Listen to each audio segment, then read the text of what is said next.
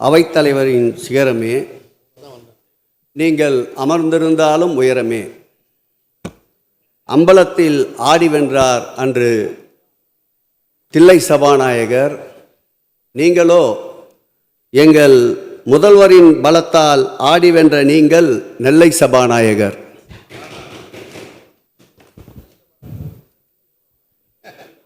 நெல்லையில் அங்கே ஒரு மாண்புமிகு பேரவைத் தலைவர் அவர்களே, உங்களுக்கு பேரன்பான வணக்கம். இந்த அறநிலையத்துறையிலே காண கிடைக்காத ஒரு அற்புத காட்சி. மடாதிபதியிலே மாடத்தில் நின்று இந்த துறையை வாழ்த்தி கொண்டிருக்கின்ற ஒரு சிறப்பு காட்சி இந்த திராவிட மாடல் ஆட்சியில்தான் நடக்கும் என்பதற்கு இது ஒரு உதாரணம். பேரவையின் அனுமதியுடன் அலுவல் நேரம் நீட்டிக்கப்படுகிறது. மாண்புமிகு பேரவைத் தலைவர் அவர்களே, ஒரு மதத்தை ஏற்றவர்கள் இன்னொரு மதத்தை அவமதிப்பது மனிதநேயத்திற்கு எதிரானது என்று சொல்லி மதவாதிகளை அடித்து நொறுக்கிய பெரியாரை வணங்குகிறேன். அரசியலும் மதமும் கலப்பதா என்பதல்ல என்னுடைய கேள்வி. மதத்தை வைத்து மக்களை அரசியல் அடிமையாக்குவதுதான் இழிவு என்றார் அன்றே கணித்த இந்திய திருநாட்டில் இங்கர்சால் பேரறிஞர் அண்ணாவை வணங்குகிறேன். மனிதனை இழிவுபடுத்தாத வரையில் மதம் என்பது யானைக்கு வரும்போல் சினம் என்றார் அன்று மதவாதத்தை எதிர்ப்பதில் எப்பொழுதும் உறுதியாயிருந்த முத்தமிழறிஞர் கலைஞரை வணங்குகிறேன். சூரியனிலிருந்து தான் பூமி தோன்றியது என்பார்கள் விஞ்ஞானம். இங்கே பூமியிலிருந்து ஒரு சூரியன் தோன்றியது. அதுதான் திராவிட மாடல் முதல்வர் எங்கள் தலைவர். தங்களை அதிகாரம் மிக்கவர்களாக நினைத்து மசோதாக்களை நிறுத்தியவர்களை சட்ட போராட்டத்தால் வென்று ஜனநாயகத்தை மீட்டு தந்த சரித்திரத்தின் தலைமகனே, பல்கலைக்கழகங்களில் வேந்தரே, உங்களுக்கு வணக்கம். மூவேந்தர் ஆண்ட முத்தமிழ் திருநாட்டை ஒரு சேர ஆட்சி செய்யும் வேந்தரே, எங்கள் முதல்வரே, வணங்குகிறேன் உம்மையே. பொன்னேர் பூட்டி உழுதாலும் பூமித்தாய் தருவதைத்தான் தருவாள். ஆனால் எங்கள் தன்னேறு இல்லா தலைவரே, தாயினும் மேலாய் எல்லோருக்கும் எல்லாம் தரும் இன்னார் இனியவர் என்று பாராத தங்கள் பொன்னான மனதை கசிந்துருகி வணங்குகிறேன். பேரவைத் தலைவர் அவர்களே, உங்கள் கனவுகளை நம்புங்கள், எதுவும் சாத்தியமாகும் என்றார் மின்னல் வேக மனிதர் உசைன் போல்ட். ஆம், நமது விளையாட்டுத்துறையை உலகத்தரத்திற்கு உயர்த்தி இளைஞர்களின் கனவுகளை நனவாக்கும் தமிழ்நாட்டின் மின்னல் வேக மனிதர் நம் துணை முதல்வர் அவர்களுக்கு ஒரு வணக்கம். விளையாட்டுத்துறையில் சாம்பியன்களை உருவாக்கும் சாம்பியனாக இருக்கின்றார் நம்முடைய துணை முதல்வர். எங்கெல்லாம் மக்கள் ஒடுக்கப்படுகிறார்களோ அங்கெல்லாம் என் கால்கள் பயணிக்கும் என்றார் உலக இளைஞர்களின் நட்சத்திரம் சேகுவாரா. சேகுவாராவை போல் தமிழக இளைஞர்களின் நம்பிக்கை நட்சத்திரமாக தன்மான அஞ்சாமை, தமிழ்மான அஞ்சாமை, தன்மான கெஞ்சாமை, இளைஞர் நல மேலாண்மை, எதிர்ப்பை வெல்லும் பேராண்மை, இத்தகைய மேன்மையான குணங்கள் கொண்ட துணை முதல்வருக்கு மீண்டும் ஒரு வணக்கம். ஒரே நாடு ஒரே தேர்தல், இது ஒன்றியத்தின் கூப்பாடு. எங்கே எங்களின் நிதி ஒதுக்கீடு என்று கேட்கிறது முதல்வரின் தமிழ்நாடு. இந்த கடினமான 4 ஆண்டு இதை கவனமாக கையாண்டு சோதனையில் நின்று தினம் தினம் வென்று சரித்திரம் படைத்த எங்கள் முதல்வர் பல்லாண்டு வாழ்க. மாண்புமிகு பேரவைத் தலைவர் அவர்களே, எங்கள் முதல்வருக்கு ஆட்சியில் சாதிக்கவும் தெரியும், அரசியலை போதிக்கவும் தெரியும். ஏன், அறநிலையத்துறையை அறமாக வழி நடத்தவும் தெரிந்த முதல்வர் எங்கள் முதல்வர். ஆண்டவனுக்கு தெரியும், இது பக்த கோடிகள் அனைவருக்கும் புரியும். மாண்புமிகு பேரவைத் தலைவர் அவர்களே, நம் முதல்வரின் 4 ஆண்டுகளில்தான் அடையாளமின்றி இருந்த இந்த துறையை கோபுர கலசமாய் வானுயர்ந்து நிற்க வைத்திருக்கின்றார். அறநிலையத்துறைக்கு இவர் ஆற்றிய சேவையை கண்டு தெய்வங்களே எங்கள் முதல்வருக்கு துணை நிற்கும். ஆம் பேரவைத் தலைவரே, வாக்குரிமை என்று ஒன்று தெய்வங்களுக்கு இருந்தால் அந்த வாக்கும் எங்கள் முதல்வருக்கே கிடைக்கும். பேரவைத் தலைவர் அவர்களே, திருத்தணிக்கு வரும் ஆந்திர பக்தர்கள் இன்றைக்கு தேவுடி நிவாசிடானிக்கு எஞ்சிக்குணா பிரதேசம் தமிழ்நாடு என்று, இறைவன் வாழ தேர்ந்த இடம் தமிழ்நாடு என்று புகழ்கிறார்கள். பழனிக்கு வரும் கேரள பக்தர்கள் தெய்வங்களோடு அனுகிரகம் தமிழ்நாட்டுடானு என்று, அதாவது தெய்வங்களின் ஆசீர்வாதம் தமிழ்நாட்டுக்கே என்று புகழ்கிறார்கள். திருவண்ணாமலைக்கு வரும் கன்னட பக்தர்கள் தெய்வீக தரிசனங்கள் தவறு தமிழ்நாடு என்கிறார்கள். அதாவது தெய்வீக தரிசனங்களுக்கு ஏற்ற தாய் வீடு தமிழ்நாடு என்று புகழ்ந்து கொண்டிருக்கின்றார்கள். பேரவைத் தலைவர் அவர்களே, ராமேஸ்வரத்திற்கு வருகின்ற வட இந்திய மக்கள் தமிழ்நாடு பகவான் கி தில் கே கரீப் என்கிறார்கள். தமிழ்நாடு இறைவனை இதயத்திற்கு நெருக்கமானவர்கள் என்று புகழ்கிறார்கள். உலகெங்கிலும் இருந்து வரும் பக்தர்கள் Tamil Nadu is the greatest spiritual land என்கிறார்கள். Tamil Nadu is the greatest spiritual land என்கிறார்கள். அதாவது உலகத்திலேயே சிறந்த ஆன்மீக பூமி தமிழ்நாடு என்று புகழ்கிறார்கள்.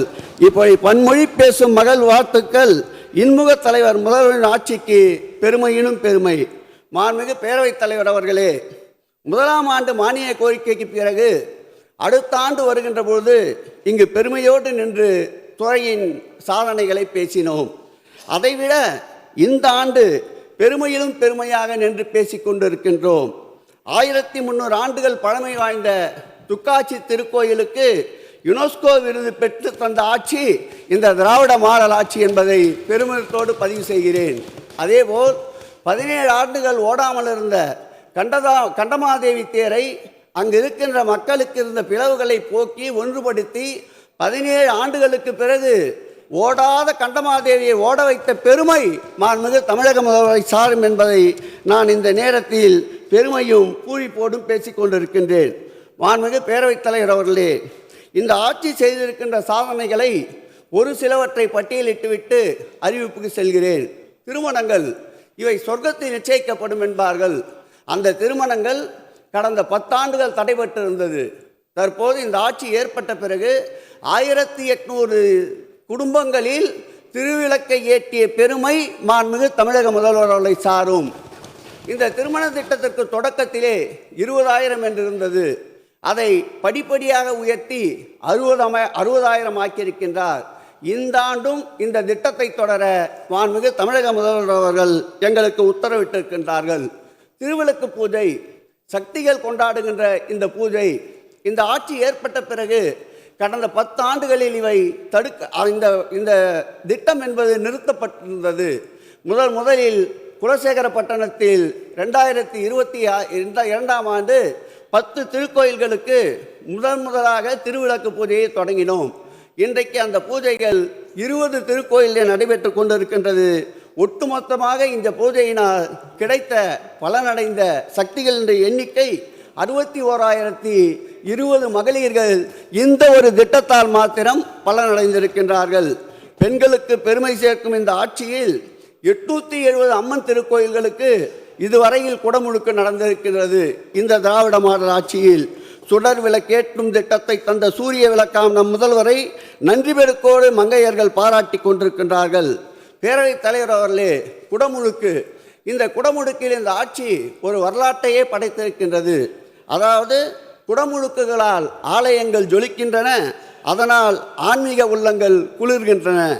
400 ஆண்டுகளுக்கு பிறகு திருவட்டாறு ஆதிகேச பெருமாள் திருக்கோயிலுடைய குடமுழுக்கு, 300 ஆண்டுகளுக்கு பிறகு சாத்தனாஞ்சேரி அருள்மிகு கரியமாணிக்க வரதராஜ பெருமாள் திருக்கோயில் குடமுழுக்கு, 200 ஆண்டுகள் 100 ஆண்டுகள் கடந்து பல்வேறு திருக்கோயில்களுக்கு குடமுழுக்கு.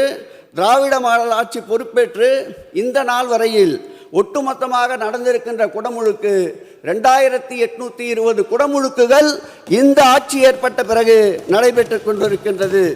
ஒரே ஒரு ராமர் கோயிலுக்கு ஊரெல்லாம் தமட்டம் அடித்து கொண்ட ஆட்சி உண்டு. ஆனால் இந்த ஆட்சியில் 23 ராமர் கோயில்கள் குடமுழுக்கு முதல்வரின் எந்த ஆர்ப்பாட்டம் இல்லாமல் தமிழகத்திலே நடந்திருக்கின்றது. திருக்கோயில் குடமுழுக்கு இந்த ஆண்டு இறுதிக்குள் 3000-ஐ தாண்டும் என்பதை இந்த நேரத்தில் பதிவு செய்ய கடமைப்பட்டிருக்கின்றேன். மாண்புமிகு பேரவைத் தலைவர் அவர்களே, கோடிகளில் நடக்குது திருக்கோயில் திருப்பணி. பக்த கோடிகளின் மனங்களை குளிர வைப்பது இந்த ஆட்சியின் இறைப்பணி. அந்த வகையிலே இந்த ஆட்சி ஏற்பட்ட பிறகு 102 உயர்மட்ட தொல்லியல் குழு கூட்டங்கள் நடந்திருக்கின்றது. இந்த தொல்லியல் கூட்டங்களில் அனுமதி வழங்கப்பட்ட எண்ணிக்கை எவ்வளவு என்றால் 11,666 திருக்கோயில்களுக்கு இதுவரையில் திருப்பணிக்கு அனுமதி வழங்கப்பட்டிருக்கின்றது. எனக்கு முன்னால் பேசிய நண்பர் உறுப்பினர் சேவூர் ராமச்சந்திரன் அவர்கள் சொன்னார், தங்களுடைய ஆட்சி காலத்தில் அதிகப்படியான திருப்பணிகள் அனுமதிகள் என்று இல்லை. 2016ஆம் ஆண்டு தொடங்கி 2021ஆம் ஆண்டு வரையில் நீங்கள் அளித்த அனுமதி 1122 என்பதை இந்த நேரத்தில் நான் அவருக்கு பதிலாக சொல்ல கடமைப்பட்டிருக்கின்றேன். இத்துறையின் வரலாறில் முன்பு எப்போதும் இல்லாத அளவிற்கு இந்த துறைக்கு உபயதார நிதி மாத்திரம் எவ்வளவு வந்திருக்கிறது தெரியுமா? 1320 கோடி ரூபாய் நன்கொடையாளர்கள் மாத்திரம் இந்த திருப்பணிக்கு வந்திருக்கின்றார்கள். இது எதை காட்டுகிறது என்றால், அறநிலையத்துறையின் மீது பக்த கோடிகள் வைத்திருக்கின்ற நம்பிக்கை ஒருபுறம் என்றால், இந்த முதல்வர் கைக்கு பணம் சென்றால்தான் அது பக்த கோடிகளுக்கு நன்மை செய்யும் என்பதை அறிந்திருக்கின்றார்கள் தமிழக மக்கள். மாண்புமிகு பேரவைத் தலைவர் அவர்களே, திருக்கோயில் பக்தர்களுக்கு அன்னதானம் நம்முடைய உறுப்பினர் பேசினார். திருக்கோயில்களில் 2 திருக்கோயில்களில் கடந்த ஆட்சியில் கொண்டு வரப்பட்டது அன்னதான திட்டம் என்று. ஆம், ஆனால் 10 ஆண்டுகளில் வெறும் 2 கோயில்கள் தான். ஆனால் நம்முடைய முதல்வர் ஆட்சி பொறுப்பேற்ற பிறகு 13 திருக்கோயில்களில் இந்த அன்னதானத்தை விரிவுபடுத்தி இருக்கின்றார். இந்த அன்னதான திட்டத்தில் அவர் புகுத்திய பெருமை என்னவென்றால், நாள் முழுவதும் அன்னதான திட்டம். அதனால் அடைந்த பக்தர்களுடைய பயனாளி எண்ணிக்கை எவ்வளவு தெரியுமா? 3,50,00,000 பக்தர்கள் இதுவரையில் இந்த அன்னதான திட்டத்தில் பலனடைந்திருக்கின்றார். இந்த அன்னதான திட்டத்திற்கு ஒதுக்கப்பட்ட தொகை எவ்வளவு தெரியுமா? 120 கோடி ரூபாய் இதுவரையில் இந்த அன்னதான திட்டத்திற்கு செலவிடப்பட்டிருக்கின்றது. அதேபோல் இந்த அன்னதான திட்டத்தை மேலும் விரிவுபடுத்தி ஒன்றிய அளவிலே தமிழ்நாட்டில்தான், அதாவது ஒன்றியத்திலே போக் என்று ஒரு சர்டிஃபிகேட்டை தருகிறார்கள், சான்றிதழை, சிறந்த அன்னதானத்திற்கு. அந்த சான்றிதழை அதிகமான பெற்ற மாநிலம் 520 திருக்கோயில்களுக்கு போக் என்ற சர்டிஃபிகேட்டை பெற்ற மாநிலம் அன்னதான திட்டத்திற்கு நம்முடைய தமிழ்நாடு என்பதை இந்த நேரத்தில் நான் பதிவு செய்ய கடமைப்பட்டிருக்கின்றேன். மாண்புமிகு பேரவைத் தலைவர் அவர்களே, கடந்த ஆண்டு அறிவித்தோம் தைப்பூசம் பங்குனி உத்தரத்திலே. எனக்கு முன்னால் பேசிய உறுப்பினர் சொன்னார் தைப்பூசத்திற்கு விடுமுறை என்று. நாம் விடுமுறையை மாத்திரம் எதிர்கொள்ளவில்லை, வருகின்ற பக்தர்களின் இறைப்பையையும் பார்த்த முதல்வர் எங்கள் முதல்வர் என்பதால் தான் தைப்பூசத்திற்கும் பங்குனிக்கும் 4 லட்சம் பேர்களுக்கு அன்னதானம் என்று அறிவித்து இந்த ஆண்டு அதை நிறைவேற்றி காட்டிய பெருமை தமிழகத்தின் அன்னதான பிரபு எங்கள் முதல்வர் என்றால் அந்த வார்த்தை மிகையாகாது. மாண்புமிகு பேரவைத் தலைவர் அவர்களே, இப்படிப்பட்ட நிலையில்தான் முதலில் மாண்புமிகு முதல்வர் அவர்கள் கொண்டு வந்த திட்டம்தான் பழனி திருக்கோயிலிலே காலை மதியம் அன்னதானம் அளிக்கின்ற நிகழ்ச்சி. காலையிலே சிற்றுண்டி, மாலையிலே உணவு. இதன் வாயிலாக ஆகின்ற செலவு ஆண்டுக்கு 75 லட்சம் ரூபாய். அந்த பள்ளி சிறார்கள் இதால் பயன்படுகின்றவர்கள் எண்ணிக்கை சுமார் 6000 பேர் ஒரு நாளைக்கு பயனடைகிறார்கள். கல்லூரிகளில் இதுவரையில் மதிய வேலை திட்டத்தை கொண்டு வந்து புகுத்திய பெருமை மாண்புமிகு தமிழக முதல்வர் அவர்களை சாரும் என்பதை இந்த நேரத்தில் நான் கோடிட்டு காட்ட கடமைப்பட்டிருக்கின்றேன்.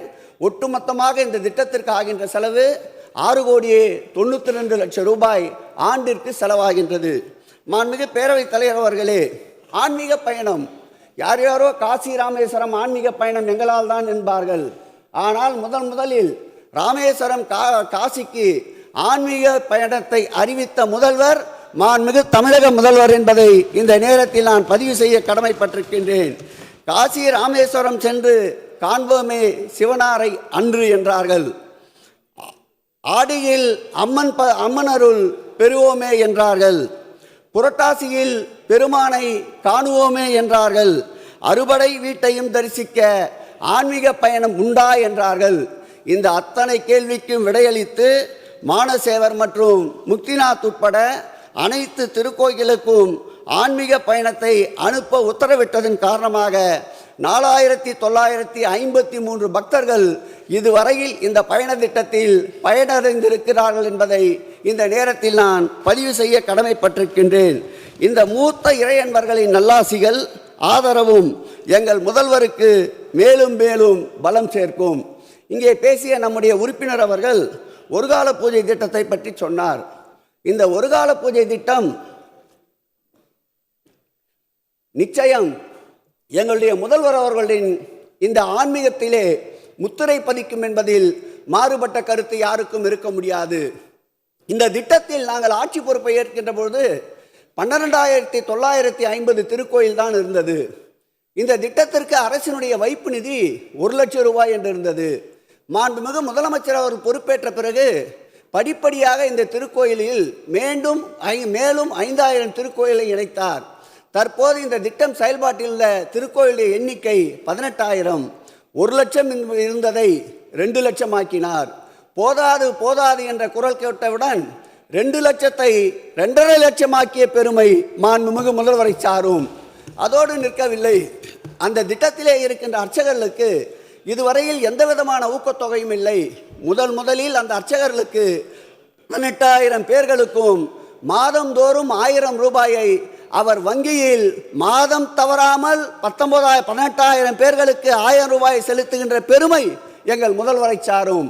அதோடு நின்றாரா என்றால் இல்லை, அந்த அர்ச்சகருடைய குடும்பத்திலே உயர்கல்வியிலே பயிலுகின்ற அந்த மாணவ செல்வங்களுக்கு மாதந்தோறும் ஆண்டுதோறும் 10,000 ரூபாய் என்று 900 மாணவர்களுக்கு கல்வி உதவித்தொகையை தந்த புண்ணியவான் எங்களுடைய முதல்வர் என்பதை இந்த திட்டத்தில் நான் தெரிவித்துக் கொள்கிறேன்.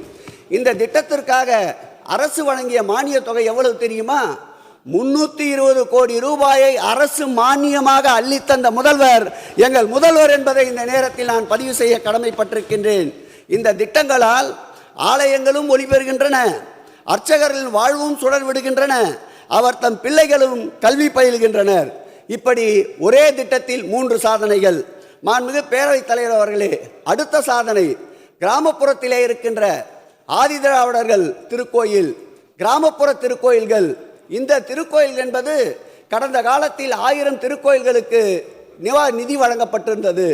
மாண்புமிகு முதல்வர் அவர்கள் ஆட்சி பொறுப்பேற்ற பிறகு அந்த 1000 திருக்கோயிலை 1250 திருக்கோயிலாக மாற்றினார். தரப்பட்டிருந்த நிதி 1 லட்சம் ரூபாய் அந்த திருக்கோயில் திருப்பணிக்கு. போதாது என்றவுடன் அதையும் 2 லட்சம் ஆக்கினார். போதாது போதாது என்று மீண்டும் குரல் வந்தவுடன் அதையும் 2.5 லட்சம் ஆக்கினார். இதுவரையில் கிராமப்புற திருக்கோயில்கள் ஆதி திராவிடர் திருக்கோயில்களுக்கு 212 கோடி ரூபாயை வாரி வழங்கி 10,000 திருக்கோயில்களுக்கு திருப்பணிகளை மேற்கொள்ள செய்திருக்கின்றார் எங்களுடைய முதல்வர் என்பதை இந்த அவையில் பெருமிதத்தோடு தெரிவித்துக் கொள்கிறேன். மாண்புமிகு பேரவைத் தலைவர் அவர்களே, இந்த ஆட்சி அர்ச்சகர்களுக்கு எதிரான ஒரு ஆட்சி என்ற பிரமையை ஏற்படுத்த முயற்சிக்கிறார்கள். அவர்களுக்கு சொல்லிக் கொள்வோம், கோயில் நலம் காப்போம். அதேபோல் கோயிலுடைய திருக்குளங்கள், குடமுழுக்குகள், திருக்கோயிலுக்கு வருகின்ற பக்தர்கள் நலத்தை காப்பது போல் அர்ச்சகர்களுக்கென்று இதுவரையில் 360 அர்ச்சகர் குடும்பங்களுக்கு வீடுகள் கட்டி தந்த ஆட்சி மாண்புமிகு தமிழக முதல்வர் ஆட்சி என்பதை இந்த நேரத்தில் நான் பதிவு செய்ய கடமைப்பட்டிருக்கின்றேன். இதற்கு ஆகின்ற செலவு 136 கோடி ரூபாய் திருக்கோயிலிருந்து வழங்கப்படுகிறது. மாண்புமிகு பேரவைத் தலைவர் அவர்களே, மன்னாதி மன்னர்கள் காலத்தில் கட்டப்பட்ட ராஜகோபுரங்கள், பல ராஜகோபுரங்கள் மொட்டை கோபுரங்களாக இருக்கின்றன. அந்த மொட்டை கோபுரங்களையும் ராஜகோபுரங்களாக்கிய பெருமை எங்கள் முதல்வரை சாரும் என்பதை இந்த நேரத்தில் பதிவு செய்ய கடமைப்பட்டிருக்கின்றேன். மன்னராட்சி காலம் தொடங்கி இன்று வரை மாண்புமிகு தமிழக முதல்வர் அவர்கள் கட்டிய இந்த ராஜகோபுரங்களுடைய எண்ணிக்கை 3 நிலை ராஜகோபுரங்கள் 49, 5 நிலை ராஜகோபுரங்கள் 35, 7 நிலை ராஜகோபுரங்கள் 8, 9 நிலை ராஜகோபுரங்கள் 3 என்று 95 ராஜகோபுரங்களை 186 கோடி ரூபாய் செலவில் வடிவமைத்துக் கொண்டிருக்கின்றார் நம்முடைய மாண்புமிகு முதலமைச்சர் அவர்கள். சொல்லுவார்கள், மன்னராட்சி காலம் தொடங்கி கடந்த காலங்கள் வரை கட்டப்பட்ட கோபுரங்கள் மன்னராட்சி கால கோபுரங்கள் என்று. ஆம், இன்றைக்கு மக்களாட்சி நடந்து கொண்டிருக்கின்ற இந்த காலத்தில் மாண்புமிகு தமிழக முதல்வரால் கட்டப்படுகின்ற கோபுரங்களுக்கு மக்களாட்சி கோபுரங்கள் என்று வருங்காலம் பெயர் சூடும் என்பதை இந்த நேரத்தில் நான் தெரிவித்துக் கொள்கிறேன். மாண்புமிகு பேரவைத் தலைவர் அவர்களே, சார் அவர் பன்னீர்செல்வம் சார் மறுபடியும் தொந்தரவு பண்ணுறாருங்க, கொடுக்குறாரு பன்னீர் அண்ணன்.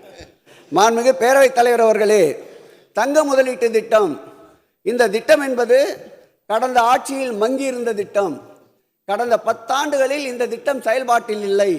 இந்த ஆட்சியில் சாதனை பொங்கி எழுகிறது என்பதற்கு இந்த தங்க முதலீட்டு திட்டமே ஒரு சாட்சி.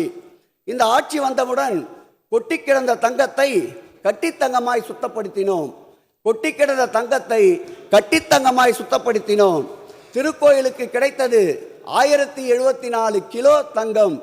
இதை வைப்பு நிதியாக வைத்த பிறகு அதிலிருந்து கிடைக்கின்ற வருமானம் 18 கோடி. இந்த 18 கோடி 21 கோயில்களுடைய புனரமைப்புக்கு தற்போது பயன்படுத்தப்பட்டு வருகின்றது. மாண்புமிகு பேரவைத் தலைவர் அவர்களே, இந்த திட்டத்தை தொடங்கும் போது ஆண்டிற்கு 18 கோடி 21 கோயில்கள் திருப்பணிக்கு செலவிடப்படுகிறது. மாண்புமிகு பேரவைத் தலைவர் அவர்களே, நம்முடைய பாரதிய ஜனதா உறுப்பினருக்கு தெரியும், இந்த திட்டம் தொடங்கிய போது அனைத்து திருக்கோயில் வாயிலிலும் ஆண்டவனை அரங்கெடுத்து வைத்து அந்த நகைகளை நாங்கள் பிடுங்குவது போல் காட்சியளித்து ஆர்ப்பாட்டம் போராட்டம் நடத்தினார்கள். ஆனால் எங்கள் முதல்வர் அதை பற்றி கவலைப்படவில்லை. இந்த திட்டம் இறைவனுக்கு சொத்து சேர்க்கின்ற திட்டம், இதை நடத்துங்கள் என்று உத்தரவிட்டார். அதன் பலன் இந்த திட்டத்தில் இப்பொழுது சட்ட போராட்டம் நடத்தி அத்தனையும் தாண்டி விமர்சனம் செய்தவர்களிடம் புடம்போட்ட தங்கமாய் இந்த திட்டம் ஜொலித்துக் கொண்டிருக்கின்றது. இந்த திட்டம் மேலும் தொடரும். மாண்புமிகு பேரவைத் தலைவர் அவர்களே, பெருந்திட்ட வரைவு, இந்த பெருந்திட்ட வரைவு என்பது வடநாட்டில் தான் வட மாநிலங்கள் தான் கேட்டுக்கொண்டிருந்தோம். இந்த பெருந்திட்ட வரைவு என்பது தமிழ்நாட்டிற்கு கொண்டு வரப்பட்ட முதல் செயல் யாருடைய செயல் என்றால் திராவிட ஆட்சியினுடைய ஆயகன் நம்முடைய மாண்புமிகு தமிழக முதல்வருடைய ஆட்சி காலத்தில் தான் 19 திருக்கோயிலுக்கு 1770 கோடி ரூபாய் செலவில் தற்போது இந்த பெருந்திட்ட வரைவு பணிகள் நடந்து கொண்டிருக்கின்றது. பிற மாநிலங்களிலிருந்து ஒரு சில கோயில்கள் தான் அடையாளப்படுத்தப்படும். திருப்பதி என்றால் ஆந்திரா என்று சொல்லுவார்கள். ஆனால் இந்த பெருந்திட்ட பணி முடிந்துவிட்டால் ஏற்கனவே இருக்கின்ற தமிழ்நாட்டு கோயில்களோடு சேர்த்து 19 திருக்கோயில்களும் அடையாளப்படுத்தப்படும் என்பதை இங்கே நான் பதிவு செய்ய கடமைப்பட்டிருக்கின்றேன். மாண்புமிகு பேரவைத் தலைவர் அவர்களே, இந்த பெருந்திட்ட பணிகள் எங்கள் ஆட்சியில் திட்டமிட்டார்கள் என்று சொன்னார்கள். இல்லை, உங்கள் ஆட்சியில் 14 ஆண்டுகளுக்கு முன்பு எக்ஸிஎல் நிறுவனம் திருச்செந்தூரிலே பெருந்திட்ட வரைவு பணிக்கு அனுமதி கேட்டது. 10 ஆண்டு காலம் அதை கிடப்பிலே போட்டீர்கள். அருகிலே இருக்கின்ற பவானி அம்மன் பெரியபாளையத்தம்மன் கோயில் 14 ஆண்டு காலமாக பெருந்திட்ட வரைவு பணிக்கு அனுமதி கேட்டார்கள், கிடப்பிலே போட்டீர்கள். எங்கள் ஆட்சி வந்தவுடன் இந்த 2 திட்டங்களுக்கும் அனுமதி தந்து திருச்செந்தூரிலே 440 கோடி, பெரியபாளையத்திலே 180 கோடி என்று பெருந்திட்ட பணிகள் இப்போது ஏற்றுக்கொள்ளப்பட்டிருக்கின்றது.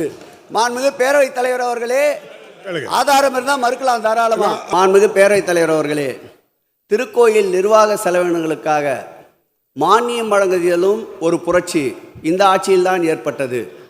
கன்னியாகுமரி திருக்கோயிலுக்கு 3 கோடி தான் 2021ஆம் ஆண்டு மானியம் வழங்கப்பட்டிருந்தது.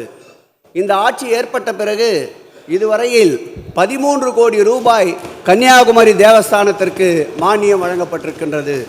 அதேபோல் புதுக்கோட்டை நிர்வாகத்தில் இருக்கின்ற 226 திருக்கோயில்களுக்கு 1 கோடி ரூபாய் என்றிருந்த மானியத்தை 8 கோடி ரூபாயாக உயர்த்திய பெருமை இந்த ஆட்சியை சாரும். அதேபோல் இதுவரையில் தஞ்சாவூர் அரண்மனை தேவஸ்தானத்தில் 88 திருக்கோயில்கள் இருக்கின்றன. அந்த 88 திருக்கோயில்களுக்கு அரசு மானியம் எதுவுமே இல்லை. ஆனால் இந்த ஆட்சி ஏற்பட்ட பிறகுதான் முதலில் 3 கோடி, அதுக்கடுத்து ஒரு 3 கோடி என்று 6 கோடி ரூபாயை மானியமாக வழங்கி 28 திருக்கோயில்களில் திருவிளக்கு ஏற்றிய பெருமை இந்த ஆட்சியை சாரும். மாண்புமிகு பேரவைத் தலைவர் அவர்களே, ஒட்டுமொத்தமாக இந்த திருக்கோயில்கள் எத்தனை என்றால் 803 திருக்கோயில்கள். இந்த திருக்கோயில்களுக்கு இந்த ஆட்சி ஏற்பட்ட பிறகு அரசு மானியம் வழங்கியது எவ்வளவு என்றால் 64 கோடி ரூபாயை அரசு மானியமாக வழங்கியிருக்கின்றோம். இந்த நிதியால் பெற்ற பலன்களை சொல்ல வேண்டும். நிதியின்றி தத்தளித்த திருக்கோயில்களை கரை சேர்த்த கலங்கரை விளக்கம் எங்கள் முதல்வர் என்பதை பெருமையோடு இந்த நேரத்தில் பதிவு செய்கிறேன். மாண்புமிகு பேரவைத் தலைவர் அவர்களே, இதனால் இந்த திட்டத்தால் ஒரு காலை பூஜை தொடர்கிறது. திருக்கோயிலின் திருப்பணிகளும் தொய்வின்றி தொடர்கின்றன. அர்ச்சகர்கள், பணியாளர்கள் பலன் பெறுகின்றனர். மாண்புமிகு பேரவைத் தலைவர் அவர்களே, நாங்கள் செய்த சாதனைகளை ஒரு சிலவற்றை பட்டியலிடுகிறேன். பெரிது அதனிலும் பெரிது பாரதி என்றான். ஆம், பெரிது பெரிது போனம் என்றால் அவ்வை, பெரிது பெரிது போனம் என்றால் அவ்வை. இதோ எங்கள் முதல்வரின் அறநிலைத்துறையில் ஒரு சில பெரிதுகளை சொல்லுகிறோம். வள்ளலார் சர்வதேச மையம் பெரிது. 1000 ஆண்டு பழமையான திருக்கோயில் திருப்பணி பெரிது. முத்தமிழ் முருகன் மாநாடு பெரிது. 2820 கோயில்களுக்கு குடமுழுக்கு பெரிது. ஒரு கால பூஜை திட்டம் பெரிது. காசி ராமேஸ்வரம் ஆன்மீக பயணம் பெரிது. பெருந்திட்ட வரைவு திருப்பணி பெரிது. தங்க முதலீட்டு திட்டம் பெரிது. திருத்தேர் திருப்பணி பெரிது. பெண் ஓதுவார் நியமனம் பெரிது. அனைத்து ஜாதியினர் அர்ச்சகராகலாம் பெரிது. நாள் முழுவதும் அன்னதான திட்டம் பெரிது. திருக்கோயில் திருமண திட்டம் பெரிது. திருக்கோயில் மருத்துவ மையங்கள் பெரிது. திருவிளக்கு பூஜை திட்டம் பெரிது. நிலமீட்பு சிலமீட்பு பெரிது. ரோவர் கருவி மூலம் நில அளவை பெரிது. திருக்குளம் திருப்பணி பெரிது. கிராமப்புற ஆதிதிராவிடர் திருக்கோயில் திருப்பணி பெரிது. நந்தவனங்கள் நலம் பெறும் திட்டங்கள் பெரிது. தெப்பக்குளம் திருவிழாக்கள் பெரிது. மகா சிவராத்திரி திருவிழாக்கள் பெரிது. அருளாளர்கள் சித்தர்களுக்கு விழா பெரிது. அன்னை தமிழ் அர்ச்சனை பெரிது. திருக்கோயில் ஓலைச்சுவடி பாதுகாப்பு பெரிது. பதிப்பகம் மூலம் 500 நூல்கள் மறுபதிப்பு பெரிது. புதிய திருமண மண்டபங்கள் கட்டுதல் பெரிது. கலைஞர் தலைமரக்கன்றுகள் 1 லட்சம் நடுதல் பெரிது. கோயில் துறை செயல்பாடுகள் கணினிமயம் பெரிது. முதுலை திருக்கோயில்கள் கண்காணிப்பு பணி பெரிது. திங்கள்தோறும் திருக்கோயில் உழவார பணி பெரிது. யானைகள் பசுக்கள் நல்வாழ்வு திட்டம் பெரிது. திருக்கோயில் பெயரில் பட்டா மீண்டும் பெறுதல் பெரிது. துறையின் ITMS புதுமைக்கு ஸ்காட்ச் விருது பெரிது. முதல்வர் அன்னதான திட்டத்திற்கு போக் என்ற சான்றிதழ் பெரிது. முதல்வரின் சாதனைக்கு யுனெஸ்கோ விருது பெரிது. திருவள்ளூருக்கு சென்னையிலே திருக்கோயில் பெரிது. பழனி பள்ளி கல்லூரி மாணவிகளுக்கு 3 வேளை அன்னதான திட்டம் பெரிது. பக்தர்கள் தங்கும் விடுதிகள் கட்டுமானம் பெரிது. உபயதாரர் நிதி உயர்வு பெரிது. பெரிது பெரிது பெரிது பெரிது என்று இந்த ஆட்சியின் திட்டங்கள் பெரிதோ பெரிது. இவை அனைத்தையும் சாதிக்கும் எங்கள் முதல்வரின் ஆற்றல் பெரிதினும் பெரிது. இந்த பொற்கால ஆட்சியின் புகழ் பெரிதினும் பெரிது என்று சொல்லிக் கொள்கிறேன்.